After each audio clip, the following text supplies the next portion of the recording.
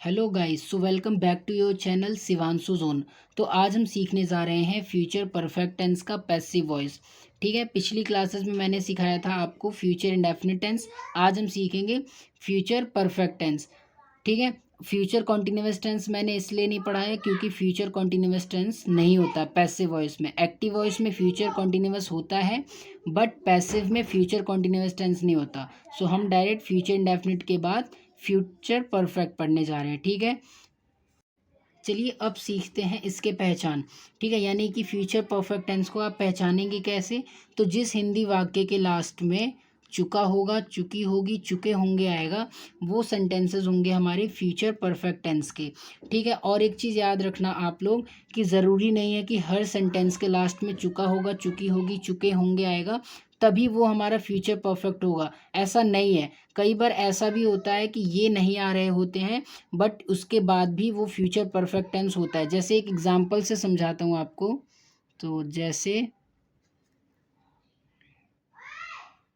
हमारे द्वारा नए कपड़े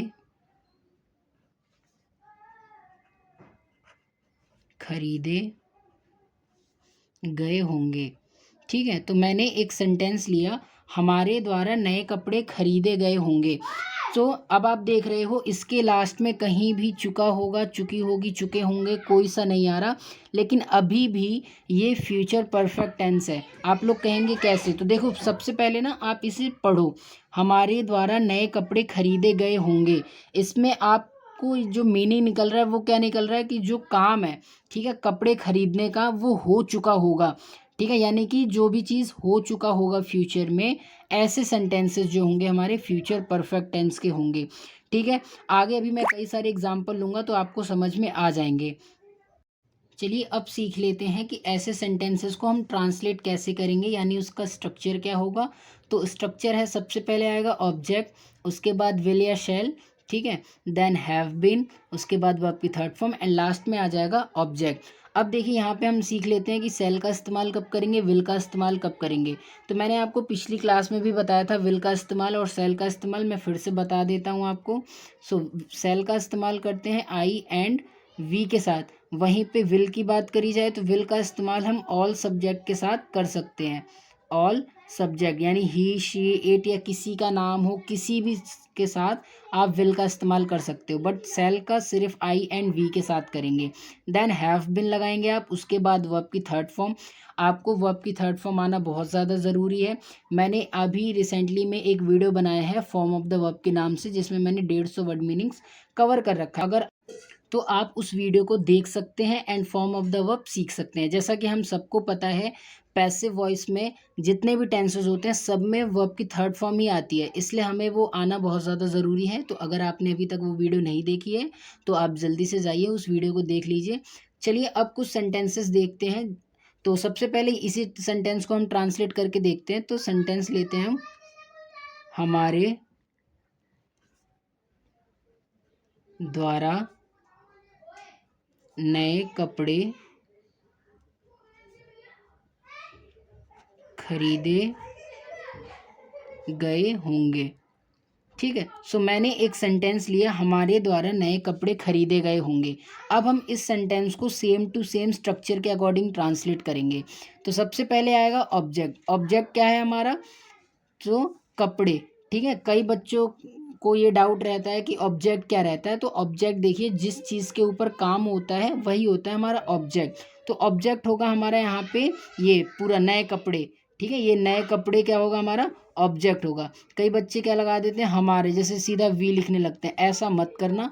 सबसे पहले पहचानो कि किस चीज़ के ऊपर काम हो रहा है। सो नए कपड़े, सो यहाँ पे लिखेंगे हम न्यू क्लोथ्स।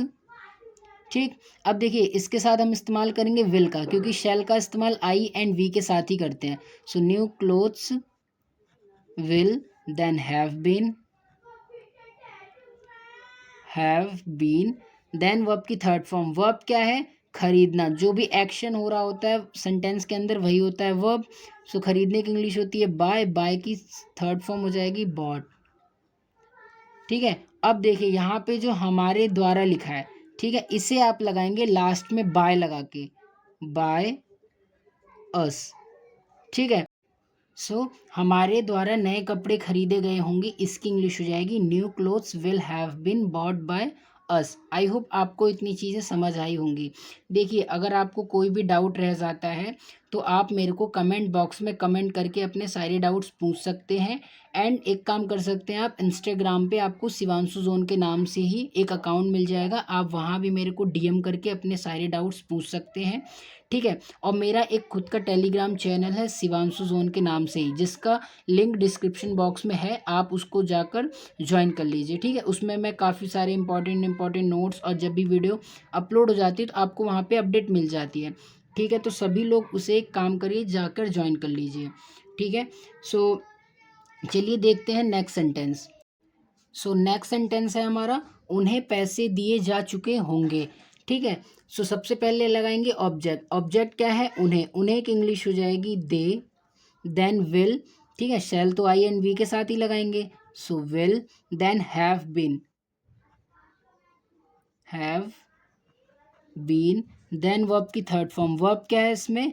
देना। देने की इंग्लिश हमें सबको पता है कि गिव होती है, गिव की थर्ड फॉर्म हो जाएगी गिवन।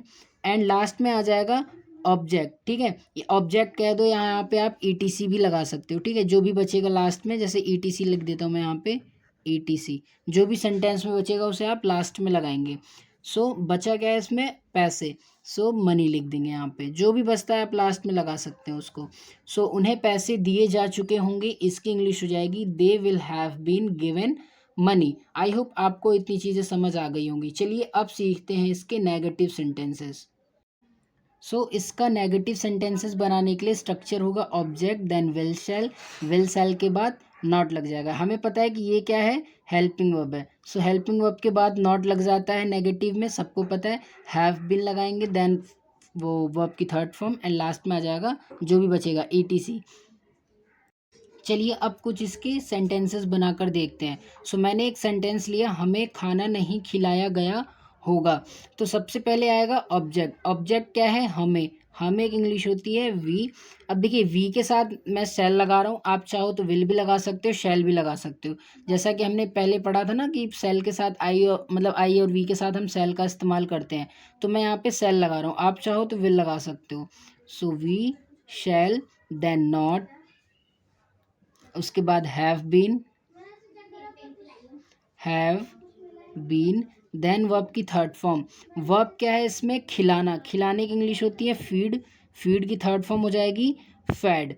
ठीक है, so we shall not have been fed. So हमें खाना नहीं खिलाया गया होगा, इसकी इंग्लिश हो जाएगी we shall not have been fed. I hope आपको इतनी चीज़ें समझ आ गई होंगी।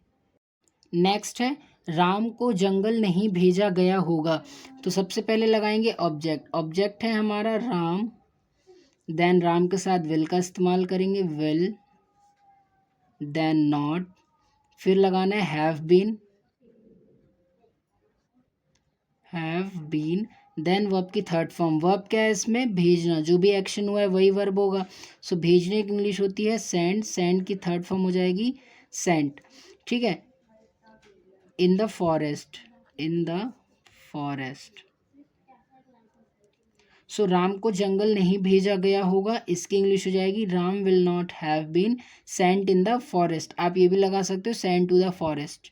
ठीक है, सो ये था हमारा फ्यूचर परफेक्ट टेंस। आपको वीडियो कैसी लगी कमेंट बॉक्स में ज़रूर बताना।